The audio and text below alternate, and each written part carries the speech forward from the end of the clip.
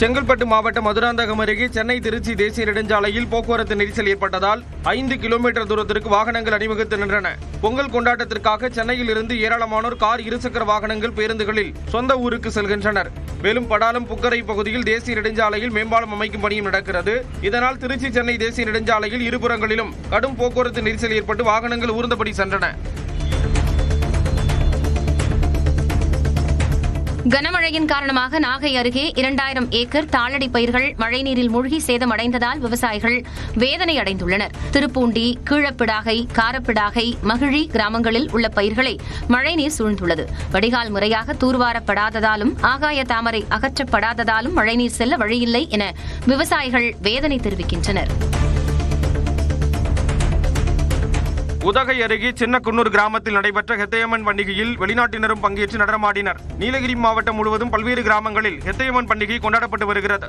அந்த வகையில் சின்னக்குன்னூரில் நடந்த விழாவில் படுகிரண மக்கள் ஏராளமானோர் பங்கேற்று வழிபாடு நடத்தியதுடன் ஆடியும் பாடியும் மகிழ்ந்தனர். வெளிநாட்டு சுற்றுலா பயணிகளும் அவர்களுடன் பங்கேற்று உற்சாகமாக நடனமாடினர்.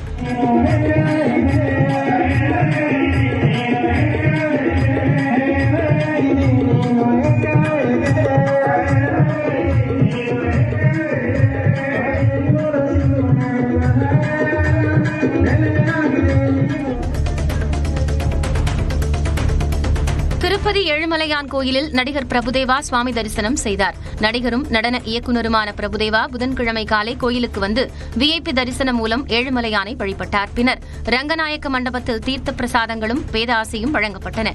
தொடர்ந்து கோயிலுக்கு வெளியே வந்த அவர் பத்திரிகையாளர்களுக்கு பேட்டியளித்த போது தமிழில் மூன் வாக் என்ற திரைப்படத்தில் நடித்து வருவதாக கூறினார். காசாவில் கடுமையான சூறாவளி காற்று வீசி வருவதால் அங்குள்ள கூடாரங்கள் சேதமடைந்தன. போரால் சிதைந்து கிடக்கும் வீடுகளை இழந்த பொதுமக்கள் தற்காலிக கூடாரங்களை அமைத்து வசித்து வருகின்றனர். இந்நிலையில் அங்கு வீசிய சூறாவளி காற்றால் பல கூடாரங்கள் தகர்ந்தன. இதில் சிக்கி 6 பேர் உயிரிழந்ததாக தெரிவிக்கப்பட்டுள்ளது. 48 மணி நேரத்தில் 7000 கூடாரங்கள் சேதமடைந்த நிலையில் பாதிக்கப்பட்டவர்கள் பாதுகாப்பான இடத்தில் தங்க வைக்கப்பட்டுள்ளனர்.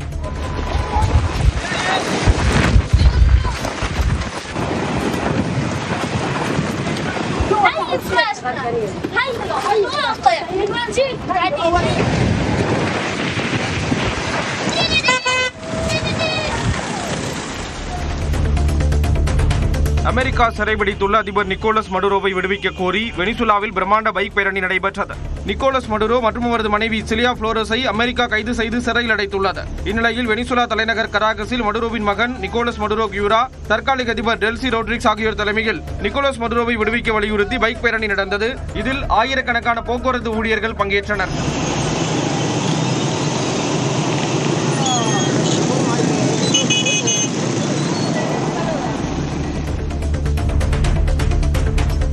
குளிர்கால ஒலிம்பிக் அடுத்த மாதம் நடைபெறவுள்ள நிலையில் ஒலிம்பிக் ஜோதி ஊர்வலம் வடக்கு இத்தாலியை வந்தடைந்தது. பிப்ரவரி 6ஆம் தேதி இத்தாலியில் குளிர்கால ஒலிம்பிக் போட்டிகள் தொடங்குகின்றன. இதனையொட்டி ஒலிம்பிக் ஜோதி ஊர்வலம் நடைபெற்று வருகிறது. ஆல்ப்ஸ் மலைத்தொடரை வந்தடைந்த ஒலிம்பிக் ஜோதி ஊர்வலத்தை பொதுமக்கள் வரவேற்றனர். பனிபொழிந்த அந்த பகுதி வெள்ளை போர்வை போர்த்தியது போல காட்சியளித்த நிலையில் ஊர்வலம் நடைபெற்றது.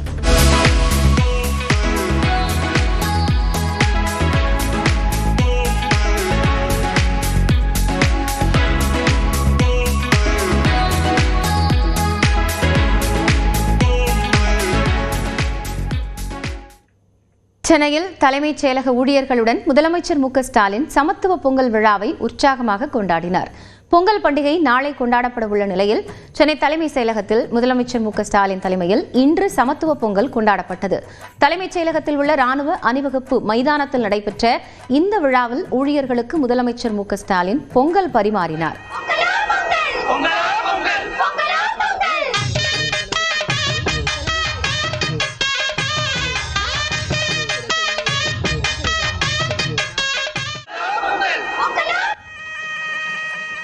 பின்னர் மேடையில் பேசிய முதலமைச்சர் மு க ஸ்டாலின் தலைமைச் செயலக ஊழியர்களுக்கு பொங்கல் வாழ்த்து தெரிவித்தார். தலைமைச் செயலகத்திலிருந்து நீங்கள் எல்லாம் நேரம் காலம் பார்க்காமல் உழைத்துக்கிட்டு இருக்கிறீங்க. அப்படிப்பட்ட உங்களோடு இந்த பொங்கலை கொண்டாடுவதில் நான் மிகுந்த மகிழ்ச்சி அடைகிறேன். இந்த மகிழ்ச்சி உங்கள் உள்ளங்களிலும் உங்களுடைய இல்லங்களிலும் பொங்கட்டும் பொங்கட்டும். இந்த விழாவில் துணை முதலமைச்சர் உதயநிதி ஸ்டாலின், மூத்த அமைச்சர்கள் மற்றும் தலைமைச் செயலாளர் முருகானந்தம் கலந்து கொண்டனர்.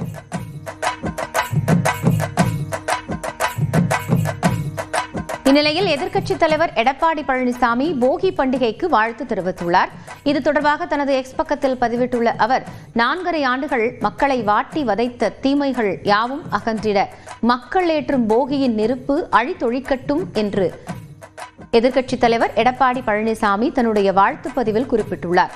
நாளை வரும் தை தமிழ்நாட்டின் மீட்சிக்கு அடித்தளமிடட்டும் என்றும் எடப்பாடி பழனிசாமி தெரிவித்துள்ளார்.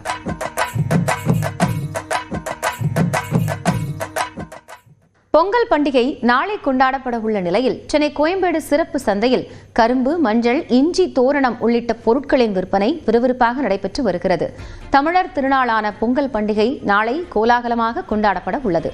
இதனையொட்டி சென்னை கோயம்பேட்டில் அமைக்கப்பட்டுள்ள சிறப்பு சந்தையில் கரும்பு, மஞ்சள், இஞ்சி, தோரணம் உள்ளிட்ட பொருட்கள் அதிக அளவில் விற்பனையாகி வருகின்றன. ஒரு கட்டு கரும்பு 200 ரூபாய் முதல் 300 வரையிலும், ஒரு கட்டு இஞ்சி 100 ரூபாய்க்கும், ஒரு கட்டு மஞ்சள் 50 ரூபாய்க்கும் விற்பனை செய்யப்படுகிறது. பொங்கலுக்கு இன்னும் ஒரு நாளே உள்ள நிலையில் கரும்பு, மஞ்சள் உள்ளிட்ட பொருட்களின் விலை கணிசமாக குறைந்துள்ளது.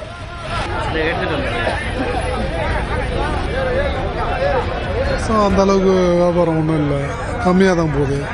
40 ரூபா, 30 ரூபா, 20 ரூபா போகுது. ரொம்ப நஷ்டம். கரும்பு கட்டு 450 ரூபா சொல்லி 300 ரூபாய்க்கு, 200 ரூபாய்க்கு, 150 ரூபாய்க்கு கேட்குறாங்க. கரும்பு வந்து ஒரு 100 கட்டு அப்படியே நிற்கிது. சில வண்டி விற்காமல் அப்படியே நின்றுட்டு இருக்குது. மதுரை கரும்பு நல்லா டாப்பில் போயிட்டு இருக்கு. வண்டி கரும்பு டவுனாக உட்காந்துருக்கு. போன வருஷம் இந்த வருஷம் பரவாயில்ல. போன வருஷம் லோடு அதிகம், நிறைய லோடு கரும்பு எல்லாம் நிறைய அந்த ஃபுல்லாக லோடு அதிகம். இந்த வருஷம் கம்மியாக இருந்ததுனால நம்மளுக்கு வியாபாரம் நல்லா போயிட்டு இருக்கு. இதேபோன்று திருச்சி காந்தி மார்க்கெட்டில் பொங்கல் பண்டிகைக்கான இறுதிக்கட்ட விற்பனை விறுவிறுப்பாக நடைபெற்று வருகிறது. 10 கரும்புகள் அடங்கிய ஒரு கட்டு கரும்பு 500 ரூபாய் வரை விற்பனை செய்யப்படுகிறது.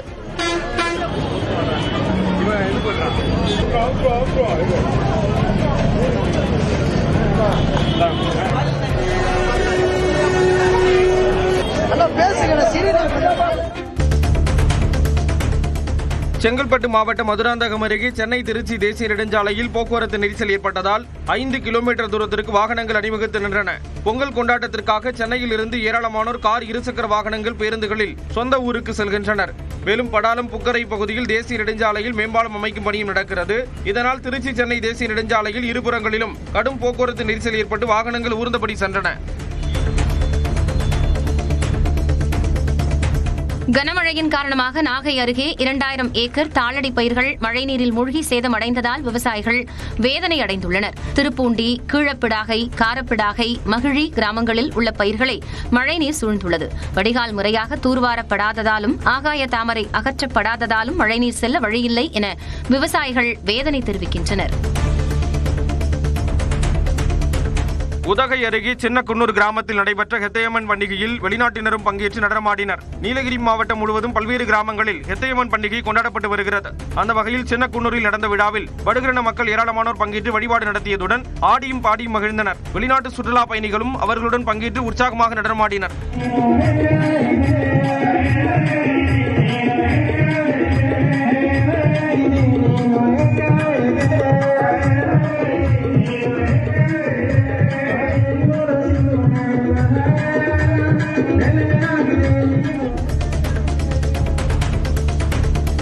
திருப்பதி ஏழுமலையான் கோயிலில் நடிகர் பிரபுதேவா சுவாமி தரிசனம் செய்தார். நடிகரும் நடன இயக்குநருமான பிரபுதேவா புதன்கிழமை காலை கோயிலுக்கு வந்து VIP தரிசனம் மூலம் ஏழுமலையானை வழிபட்டார். பின்னர் ரங்கநாயக்க மண்டபத்தில் தீர்த்த பிரசாதங்களும் வேதாசியும் வழங்கப்பட்டன. தொடர்ந்து கோயிலுக்கு வெளியே வந்த அவர் பத்திரிகையாளர்களுக்கு பேட்டியளித்த போது தமிழில் மூன் வாக் என்ற திரைப்படத்தில் நடித்து வருவதாக கூறினார். காசாவில் கடுமையான சூறாவளி காற்று வீசி வருவதால் அங்குள்ள கூடாரங்கள் சேதமடைந்தன. போரால் சிதைந்து கிடக்கும் வீடுகளை இழந்த பொதுமக்கள் தற்காலிக கூடாரங்களை அமைத்து வசித்து வருகின்றனர். இந்நிலையில் அங்கு வீசிய சூறாவளி காற்றால் பல கூடாரங்கள் தகர்ந்தன. இதில் சிக்கி 6 பேர் உயிரிழந்ததாக தெரிவிக்கப்பட்டுள்ளது. 48 மணி நேரத்தில் 7000 கூடாரங்கள் சேதமடைந்த நிலையில் பாதிக்கப்பட்டவர்கள் பாதுகாப்பான இடத்தில் தங்க வைக்கப்பட்டுள்ளனர்.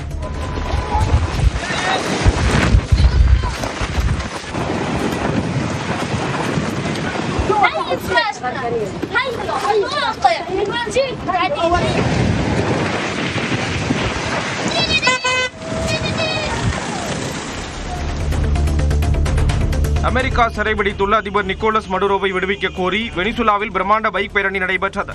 நிக்கோலஸ் மடுரோ மற்றும் அவரது மனைவி சிலியா புளோரஸை அமெரிக்கா கைது செய்து சிறையில் அடைத்துள்ளது. இந்நிலையில் வெனிசுலா தலைநகர் கராகஸில் மடுரோவின் மகன் நிக்கோலஸ் மடுரோ கியூரா, தற்காலிக அதிபர் டெல்சி ரோட்ரிக்ஸ் ஆகியோர் தலைமையில் நிக்கோலஸ் மடுரோவை விடுவிக்க வலியுறுத்தி பைக் பேரணி நடந்தது. இதில் ஆயிரக்கணக்கான போக்குவரத்து ஊழியர்கள் பங்கேற்றனர்.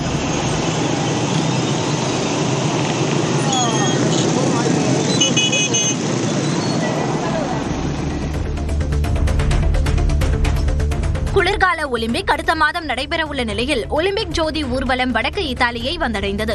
பிப்ரவரி 6ஆம் தேதி இத்தாலியில் குளிர்கால ஒலிம்பிக் போட்டிகள் தொடங்குகின்றன. இதனையொட்டி ஒலிம்பிக் ஜோதி ஊர்வலம் நடைபெற்று வருகிறது. ஆல்ப்ஸ் மலைத்தொடரை வந்தடைந்த ஒலிம்பிக் ஜோதி ஊர்வலத்தை பொதுமக்கள் வரவேற்றனர். பனிபொழிந்த அந்த பகுதி வெள்ளை போர்வை போர்த்தியது போல காட்சியளித்த நிலையில் ஊர்வலம் நடைபெற்றது.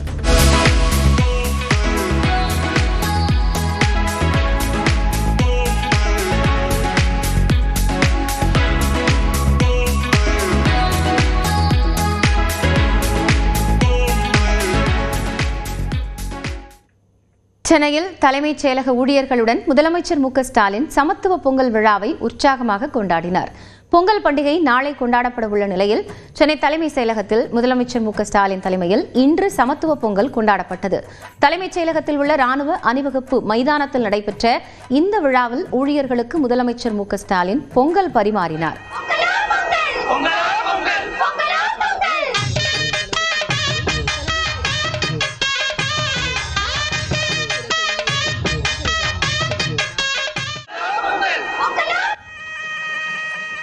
பின்னர் மேடையில் பேசிய முதலமைச்சர் மு க ஸ்டாலின் தலைமைச் செயலக ஊழியர்களுக்கு பொங்கல் வாழ்த்து தெரிவித்தார். தலைமை செயலகத்திலிருந்து நீங்கள் எல்லாம் நேரம் காலம் பார்க்காமல் உழைத்துக்கிட்டு இருக்கிறீங்க. அப்படிப்பட்ட உங்களோட இந்த பொங்கலை கொண்டாடுவதில் நான் மிகுந்த மகிழ்ச்சி அடைகிறேன்.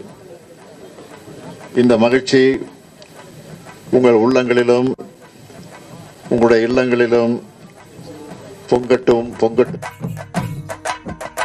இந்த விழாவில் துணை முதலமைச்சர் உதயநிதி ஸ்டாலின், மூத்த அமைச்சர்கள் மற்றும் தலைமைச் செயலாளர் முருகானந்தம் கலந்து கொண்டனர்.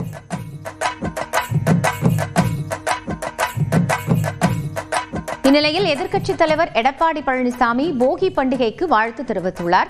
இது தொடர்பாக தனது எக்ஸ் பக்கத்தில் பதிவிட்டுள்ள அவர், 4.5 ஆண்டுகள் மக்களை வாட்டி வதைத்த தீமைகள் யாவும் அகன்றிட மக்கள் ஏற்றும் போகியின் நெருப்பு அழித்தொழிக்கட்டும் என்று எதிர்க்கட்சித் தலைவர் எடப்பாடி பழனிசாமி தன்னுடைய வாழ்த்து பதிவில் குறிப்பிட்டுள்ளார்.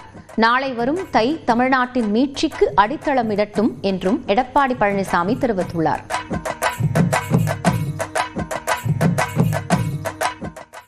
பொங்கல் பண்டிகை நாளை கொண்டாடப்பட உள்ள நிலையில் சென்னை கோயம்பேடு சிறப்பு சந்தையில் கரும்பு, மஞ்சள், இஞ்சி, தோரணம் உள்ளிட்ட பொருட்களின் விற்பனை விறுவிறுப்பாக நடைபெற்று வருகிறது. தமிழர் திருநாளான பொங்கல் பண்டிகை நாளை கோலாகலமாக கொண்டாடப்பட உள்ளது. இதனையொட்டி சென்னை கோயம்பேட்டில் அமைக்கப்பட்டுள்ள சிறப்பு சந்தையில் கரும்பு, மஞ்சள், இஞ்சி, தோரணம் உள்ளிட்ட பொருட்கள் அதிக அளவில் விற்பனையாகி வருகின்றன. ஒரு கட்டு கரும்பு 200 ரூபாய் முதல் 300 வரையிலும், ஒரு கட்டு இஞ்சி 100 ரூபாய்க்கும், ஒரு கட்டு மஞ்சள் 50 ரூபாய்க்கும் விற்பனை செய்யப்படுகிறது. பொங்கலுக்கு இன்னும் ஒரு நாளே உள்ள நிலையில் கரும்பு, மஞ்சள் உள்ளிட்ட பொருட்களின் விலை கணிசமாக குறைந்துள்ளது.